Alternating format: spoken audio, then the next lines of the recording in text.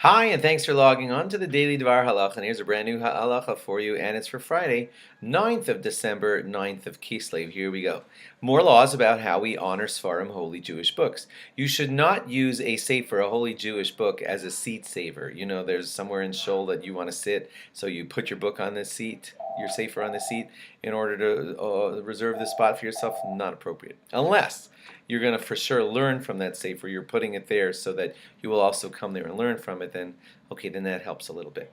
Now, you know when you go and kiss a Torah, some people stretch out, touch their hand to the Torah, and then kiss their hand. That's appropriate. But some people use a siddur. They hold a siddur in their hand, touch the siddur to the Torah, and then kiss the siddur. That's actually not appropriate, and you probably didn't know that, because that is not considered honorable to the sefer to use, to the siddur, I mean, to use it as a conduit between you and the sefer Torah. So that's not an appropriate use of a holy sefer. Next one, let's say you wanted to elevate sefer number 1 to learn from it by putting sefer number 2 under it, so it would lift up closer to your eyes to be able to read. So you are allowed to do that. But to bring sefer number 2 specifically just to be on the table, to drag it there so that it could be the prop for sefer number 1, that's a machlokas. Some rabbis say yes, some no. Sometimes you open up a sefer and the binding is very tight, so you want to put another heavier sefer on top of it to help you learn by holding the binding open of the one you want to learn from. That is considered okay.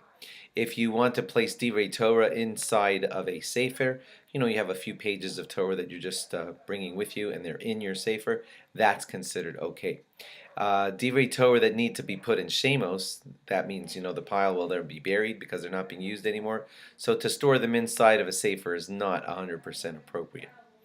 Unless if they were torn from that sefer and you can't get them to shemos yet, so a page was torn out of a siddur and meanwhile you want to just store it in the very siddur it was torn from, that's kind of like more appropriate. And lastly, don't put torn Tsitsis strings to be stored inside of a sefer, unless of course they become a bookmark. Making them a bookmark in a sefer is actually elevating their cause, and that's a good idea, but don't just store them there. That wouldn't be appropriate to the sefer.